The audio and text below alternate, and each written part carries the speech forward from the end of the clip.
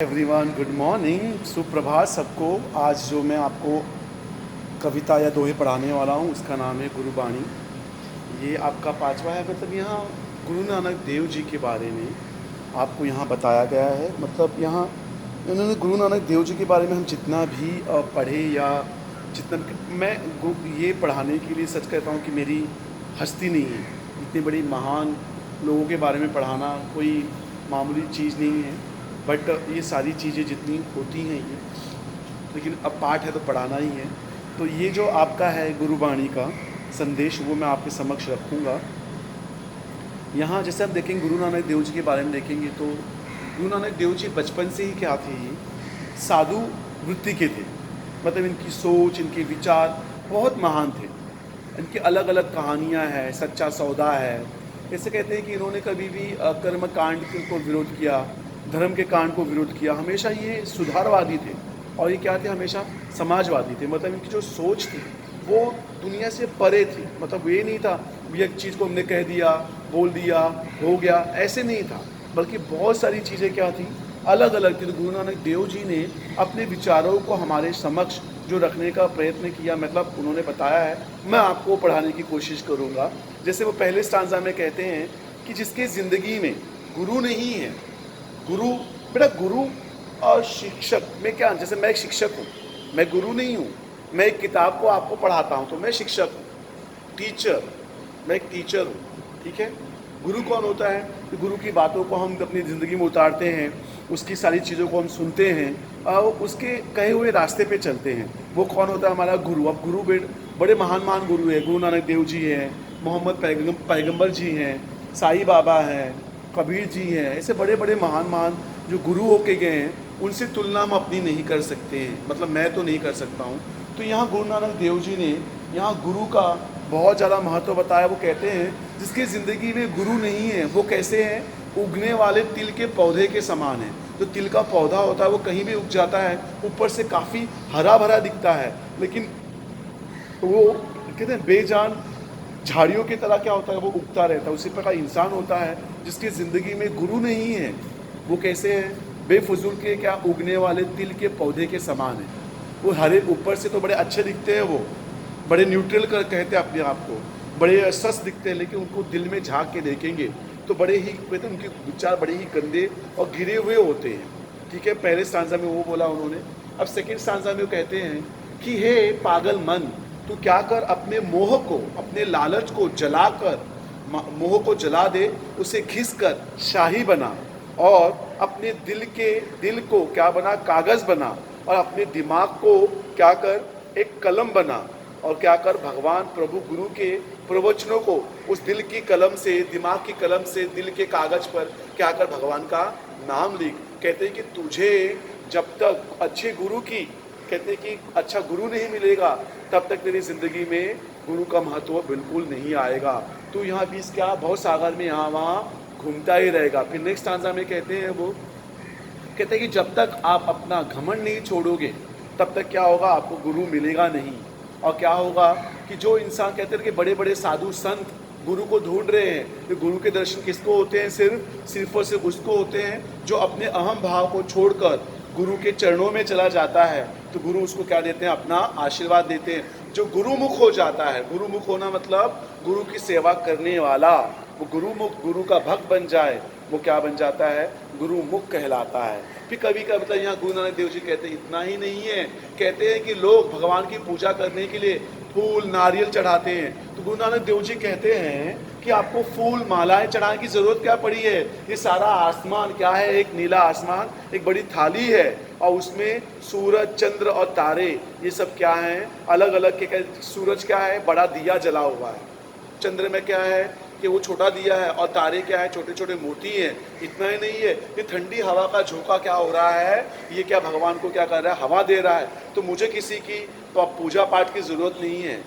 आप ऊपर से पूजा पाठ करो और दिल में आपके कपट है, तो मुझे ऐसी भक्ति पसंद नहीं है। कहते हैं ना, मुंह में राम बगल में छुरी, ऐसे लोग मुझे बिल्कुल पसंद नहीं है। कहते हैं कि ऐसे लोगों को कभी भी गुरु की प्राप्ति होती नहीं है। सिर्फ वो भवसागर में क्या होते हैं, भटकते रहते हैं। मतलब उन्होंने 4 स्टांजा में गुरु का महत्व बताने का क्या किया है, प्रयत्न किया है। अब हम देखते हैं कि एग्जैक्टली वो क्या कहना चाहते हैं। सबसे पहले सीधा पाठ परिचय में चलेंगे। प्रस्तुत दोहे तथा पदों में गुरु नानक ने गुरु की महिमा, कर्म की महानता, सच्ची शिक्षा आदि विषयों पर अपने विचार व्यक्त किए। उन्होंने क्या बताया, गुरु की महानता मतलब जिंदगी में गुरु होने का क्या महत्व है। फिर कहते हैं कर्म की महानता, कर्म मतलब कि हमारा जो काम हमको दिया गया है, यदि मैं टीचर हूँ तो मैं अच्छी तरह से बच्चों को ना पढ़ाऊँ तो मेरा कर्म क्या है, व्यर्थ है। आप विद्यार्थी हो, आप धोखा दो, अपने गुरु को दो, अपने माँ बाप को दो, तो आपका पढ़ना क्या है, व्यर्थ है। फिर कहते हैं कि महान सच्ची शिक्षा आदि विषयों पर अपने विचार व्यक्त किए हैं। मनुष्य के जीवन को उदात्त और चरित्रवान बनाने में गुरु का मार्गदर्शन, मनुष्य के उत्तम कार्य और सच्ची शिक्षा का बहुत बड़ा योगदान रहता है। मतलब एक आदमी को सच्चा आदमी बनाने के लिए, महान आदमी बनने के लिए कहते हैं कि उसके चरित्र को निखारने के लिए, मतलब वो ग्रेट बनने के लिए किसी न किसी के मार्गदर्शन की आवश्यकता होती है। वो मार्गदर्शन कौन करता है, गुरु। बेटा जरूरी नहीं गुरु कोई भी बन सकता है, अपना कोई भी गुरु कोई भी बन सकता है, छोटा बच्चा, छोटी चींटी, स्पाइडर, हवा, पानी, जो जो गुरु मतलब कोई भव्य बड़ा संत नहीं होना चाहिए। जिसे हम दिल से मान ले, जिसकी बातों को हम सुनने समझने लगे, वो क्या बन जाता है, हमारा गुरु बन जाता है।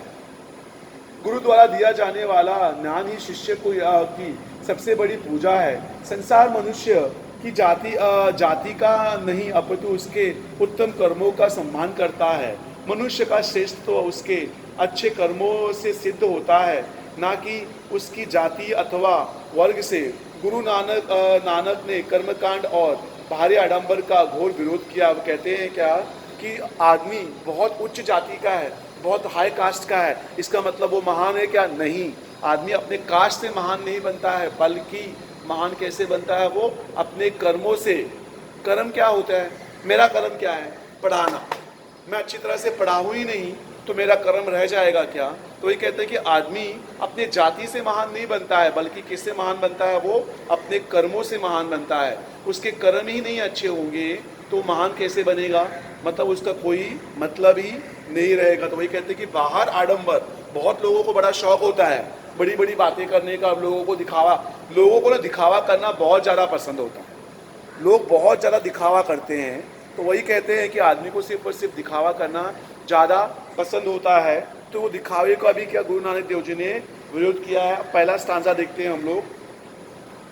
नानक गुरु ना चेतनी मन आपन सुचेत, छूते तिल बुआड़ जीव सुए अंदर खेत, खेते अंदर छुटिया कहू नानक सऊर नाक, फली अही फूली अही बबड़ू भीतता विचार स्वाहा। कहते हैं क्या कि गुरु नानक देव जी कहते हैं कि जिसकी ज़िंदगी में गुरु नहीं है वो कैसे हैं, उस तिल के पौधे के समान है। जो तिल का पौधा सिर्फ बढ़ता बढ़ता क्या जंगल जैसा बढ़ता रहता है, लेकिन दिखने में हरा भरा होता है, लेकिन उसका कोई मतलब नहीं होता है। उसी प्रकार के लोग होते हैं, वो बाहर से बड़े अच्छे दिखते हैं, बड़े तपस्वी, बड़े स्वस्थ दिखते हैं, लेकिन उनके दिल में झाँकोगे तो उनके एक दिल उनका बड़ी गंदगी से भरा होता है। मतलब क्या कहते हैं, देखो आप, जो लोग गुरु से लापरवाही बरतते हैं, लापरवाही बरतना मतलब गुरु को अवॉइड करना, ठीक है, अपने आप को ज्ञानी समझते हैं, वे व्यर्थ ही उगने वाले तिल के झाड़ी के समान हैं। दुनिया के लोग उनसे किनारा कर लेते हैं, इधर वे फलते फूलते दिखाई देते हैं, पर उनके भीतर झांक कर देखो तो गंदगी और मैल के सिवा कुछ भी नहीं दिखाई देगा। मतलब कहते हैं कि ये लोग सिर्फ बड़ी बड़ी बातें करते हैं, उनकी करनी और कथनी में बहुत अंतर होता है। कहते हैं ना, मुंह में राम बगल में चोरी। लोगों को करेंगे कि गंदा सीन है, बोलेंगे मत देखो मत देखो मत देखो, और वो गंदा सीन जरूर देखेंगे। लोगों को जो बड़े बड़े प्रवचन देते हैं ना, उनकी असली जिंदगी ना बड़ी डगमगाई हुई होती है, खतरनाक होते हैं। बेशर्मी की बातें वही करते हैं जो सबसे ज़्यादा बेशर्म होते हैं। चरित्रवान की बातें वही करते हैं जो चरित्र उनका घिरा हुआ होता है। सती सावित्री वही बनती है जो बहुत पहुंची हुई स्त्री होती है। और जो बड़ा राम राम कहता है ना, राम राम राम राम, सबसे हरामखोर वही होता है, याद रखना। जिसको भगवान को बताना है, भगवान को देखना है, वो यही सब कुछ करने से कहीं, भगवान तो बस अपने आप है। आप अच्छे हो जाओ, भगवान स्वयं आप पे विद्यमान हो जाते हैं। तो वही यहाँ गुरु नानक देव जी भी वही कहते हैं कि दिल अपना साफ है तो सब कुछ साफ, नहीं तो कुछ भी नहीं। फिर नेक्स्ट स्टांजा कहते हैं, जली मोही घसी मसी करी जली मोही मोही घसी, अपने मोह को जलाकर उसे घिस कर उसकी स्याही बनाओ। फिर कहते हैं क्या, मति कागज करी, मति बुद्धि को क्या बना दो, कागज बना दो, कागज। मति कागज करी चासारू, भई कलम करी चितुर शेखरी। अपने चित्त को, अपने विचार को एक सुंदर रूप में कलम बनाओ, पेन बनाओ, और गुरु की आज्ञा से उस पे लोगों की भलाई के लिए अच्छी अच्छी चीजें लिखो। कहते गुरु पूछिया लिखो विचारी, गुरु पूछिया, गुरु को पूछ कर लिखो उसके विचार। फिर कहते हैं लिखुत नाम सलाह लिखू, लिखत अंत ना परवार। कहते हैं कि ये भी अंत में लिखो कि जिसके जिंदगी में गुरु है उसका अंत छोड़ क्या है, महान है, और जिसके जिंदगी में गुरु नहीं है उसका जीवन क्या है, व्यर्थ है। मतलब वो कहते हैं कि मोह को जलाकर उसे घिस कर शाही बनाओ, बुद्धि और को श्रेष्ठ कागज समझो, प्रेम भाव की कलम बनाओ, चित्त को लेख और गुरु से पूछ कर लिखो नाम की स्तुति, और यह भी लिखो कि उस प्रभु का ना कोई अंत है और ना कोई सीमा है। अब नेक्स्ट स्टांजा देखते हैं हम लोग। नेक्स्ट स्टांजा में क्या लिखते हैं, मन रे अनहित हरि गुण सारी, जिन खिनु पलु नामू ना बिसरे, ते जन बिरले संसारी। और कहते हैं कि जो कि हे मन तू दिन रात भगवान के गुणों का स्मरण कर, अपने भगवान के गुणों को स्मरण कर और उसे एक क्षण भी ना भूलने का भूल। संसार में ऐसे लोग विरले होते हैं जो अपना ध्यान उसी में लगाओ, जो उसकी ज्योति से तुम भी प्रकाशित हो जाओ। फिर कहते हैं जिन जिन खिनु पलु नामू, खिन पलु नामू मतलब जो एक पल के लिए भी अपने भगवान को नहीं भूलता, उसका नाम स्मरण करता रहता है। ज्योति ज्योति मिलाइए, सुरती सुरती संजोगू। और कहते हैं कि इसे ज्योति में कहते हैं कि लाओ और उसकी ज्योति से तुम भी प्रकाशित हो जाओ, तब तक तुझमें अहम भाव है। फिर कहते हैं हिस्सा हमें मतलब जब तक तेरे दिल में अहम भाव है, घमंड है, तब तक तू प्रभु को नहीं पा सकता है। तुझे प्रभु को पाना है तो तुझे क्या करना पड़ेगा, अपने घमंड को त्यागना पड़ेगा। अब कहते हैं रहीमदास ने क्या है ना, प्यार गली अति से करी, इनमें दोनों नहीं समाद, आपू है तो प्रभु नहीं, प्रभु है तो आपू नहीं। उसी पर गुरु नानक देव जी कहते हैं यदि तेरे में अहम भाव है, तेरे में घमंड है, तो तू कभी भी अपने गुरु को, अपने प्रभु को नहीं पा सकता है। तू सबसे पहले अपने घमंड को दूर कर। गुरु मुख जीसु हार, मनी बसे तेसु मेले गुरु संजोग। कहते हैं मेरी की भावना रहेगी तब तक तुझे प्रभु के दर्शन नहीं हो सकते। जिसने हृदय में भगवान के नाम की माला पहन ली है उसे ही प्रभु के दर्शन होंगे। जब तक तुझमें घमंड है तुझे प्रभु नहीं मिलेगा। नेक्स्ट आंसर देखते हैं, तेरी गति में तू ही जानो, क्यों को आखिर वखाणो, तू आपे गुपित तू आपे प्रकटो, आपे सब संग जानो। कहते हैं कि तेरी गति तू ही जानो। कहते हैं कि हे प्रभु अपनी शक्ति के सब रहस्य को केवल तू ही जानता है और उसकी व्याख्या कोई दूसरा कैसे कर सकता है। मतलब जो भगवान है वो भगवान क्या कहते हैं, जो माया मोह है उसकी गति को सब भगवान ही, क्या आपका गुरु या भगवान ही समझ सकता है, हम आम आदमी नहीं समझ सकते। कहते तू आपू प्रकट, तू अपने, तू अंदर भी है, तू भीतर भी है, तू सच भी है, तू झूठ भी है, तू दिन भी है, तू रात भी है, तू अच्छा भी है, तू बुरा भी है। वो हर जगह क्या है, समाहित है। उसकी माया मोह को हम तुच्छ व्यक्ति नहीं समझ सकते हैं। ये सारी की सारी उच्च कोटि की बातें हे प्रभु, हे गुरु, तू ही समझ सकता है। तू आपे साधक सिद्ध गुरु बहु चेले, खोजत फिरत परमाणे। साधक सिद्धू मतलब बड़े बड़े जो गुरु हैं, बड़े बड़े जो क्या कहते हैं, बड़े बड़े जो भक्त हैं, वो क्या कर रहे हैं, तुझे ढूंढते हुए घूम रहे हैं, लेकिन तू उनको कभी मिलेगा नहीं जब तक वो अपना घमंड अपना अहम भाव नहीं छोड़ेंगे। तो बड़ा सा बड़ा साधु हो, बड़ा सा बड़ा महान व्यक्ति हो, बड़ा सा बड़ा पैसे वाला हो, वो तुझे कभी भी पा नहीं सकता है। समही बधु पाई भिक्षा तेरे दर्शन करु कुरवाणे, उसी की प्रभु खेल रचाया गुरुमुख सो भी होए। कहते हैं कितना भी हो जाए, जब तक वो तेरे भक्ति नहीं करेगा, जब तेरी भक्ति करेगा तो भिक्षा के रूप में वो भगवान को प्राप्त कर लेगा, फिर भगवान उसे अपने आप ही मिल जाएंगे।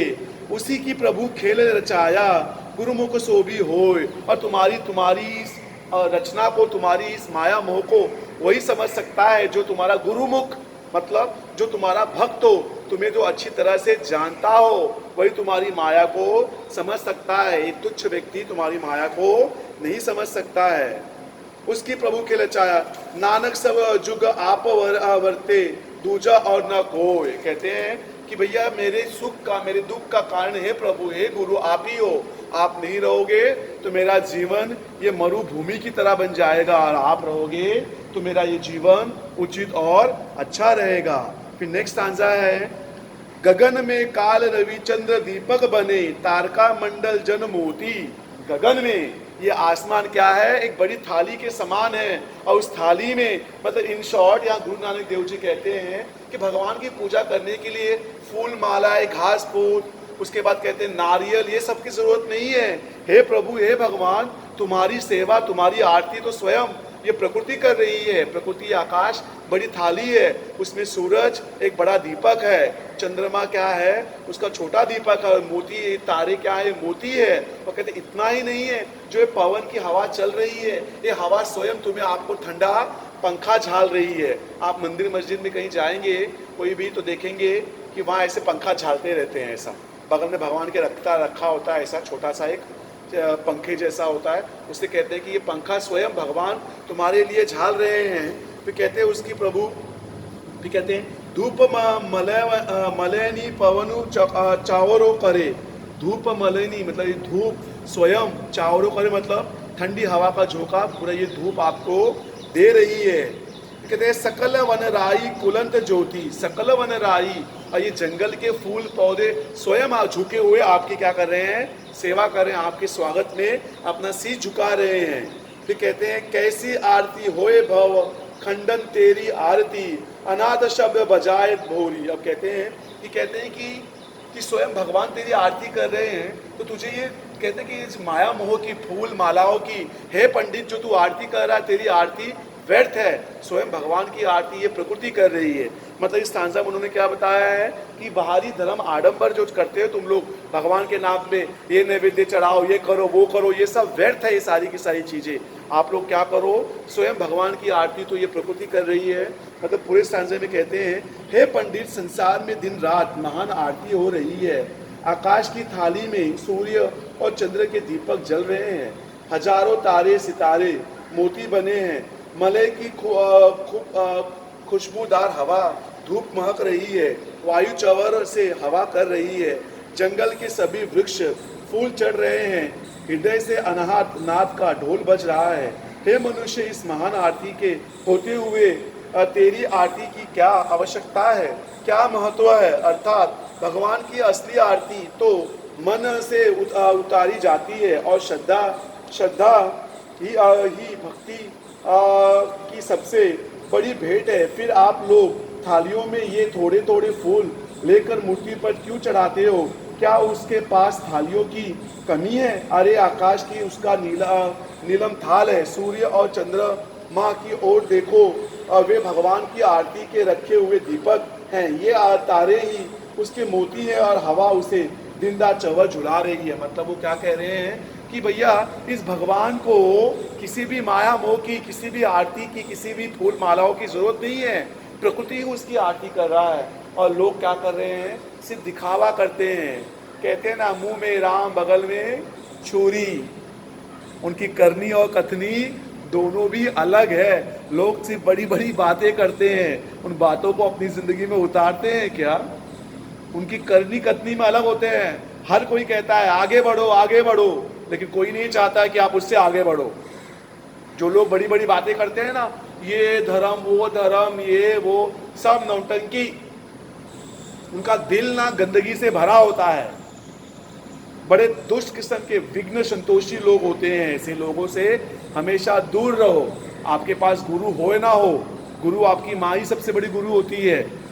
गुरु के लिए जरूरी नहीं है कोई बड़ा महान गुरु हो, कोई भी हो सकता है। कहते हैं ना कि आप अपने आप को सुधार लो, दुनिया सुधर जाएगी। हम दुनिया को नहीं सुधार सकते हैं, लेकिन अपने आप को तो सुधार सकते हैं ना। हमको तकलीफ होती है तो हम क्या करते हैं, शहर बदलते हैं, घर बदलते हैं, जगह बदलते हैं, टेलीफोन नंबर बदलते हैं, अपनी पहचान को बदलते हैं, लेकिन हम अपने आप को बदलते हैं क्या? नहीं। अपने आप को बदलना कोई मामूली चीज़ नहीं है। आप अपने आप को बदल दो, दुनिया अपने आप बदल जाएगी। लेकिन हम क्या करते हैं? बस लोगों को दिखाने के लिए नाटक करते हैं, बड़े समाज सेवक बनते हैं। कोई मर गया, कैंडल लेके खड़े हो जाएंगे। एक हाथी मर गया, सब लोगों ने उसका वीडियो डाल दिया। अरे हाथी मर गया, अब ठंडा हो गया, अब हाथी को कोई देख रहा है? हाथी कहाँ गया? जहन्नुम में गया। हाँ, अब ये नाटक जो चल रहा है कि बाबा ये मास्क लगाओ, ये करो, वो करो, ये सब क्या है? तमाशा ही चल रहा है ये। हम खुद है क्या? दुनिया के बड़ी बड़ी वाले कचरा करते हैं, वो अपन नाले में डालते हैं, थूक देते हैं, रास्ते में ही करते ना सारी चीज़ें। मैं आपके सामने खड़ा होकर जो भाषण दे रहा हूँ, मैं क्या कम हूँ क्या? मैं भी करता हूँ। वी नेवर नोस ना कौन कैसा है। तो वही कहता है कि आप अपने आप को पहले सुधार लो, दुनिया अपने आप सुधर जाएगी। मतलब गुरु नानक देव जी कहते हैं कि जिसकी जिंदगी में गुरु ही नहीं है, उसका जीवन कांटे के समान है। जिसके जीवन में गुरु है, वो गुरु का महत्व वही समझ सकता है। लेकिन गुरु ना बेटा कहता है ना, हर एक को नहीं मिलता है। जिस दिन आप किसी को खो देते हो ना, तब आपको एहसास होता है कि आपने क्या अपनी ज़िंदगी में खो दिया है। जब वो चीज़ आपके पास रहती है ना, तो आपको उसका इम्पोर्टेंस नहीं रहता है, आप उसको वैल्यू नहीं करते हो। लेकिन जब वो आपसे छिन जाती ना चीज़, देन यू रियलाइज कि भैया मैंने अपनी ज़िंदगी में क्या खोया है। तो यहाँ गुरु नानक देव जी ने गुरु का महत्व चंद शब्दों में बताने का प्रयत्न किया है। आई होप आपको ये समझा होगा। तो आप इस पर आप जो सारांश मैंने बताया उसको उतना पढ़ लोगे तो भी काफ़ी है। सुबह अब नेक्स्ट लेक्चर में हम लोग मिलेंगे।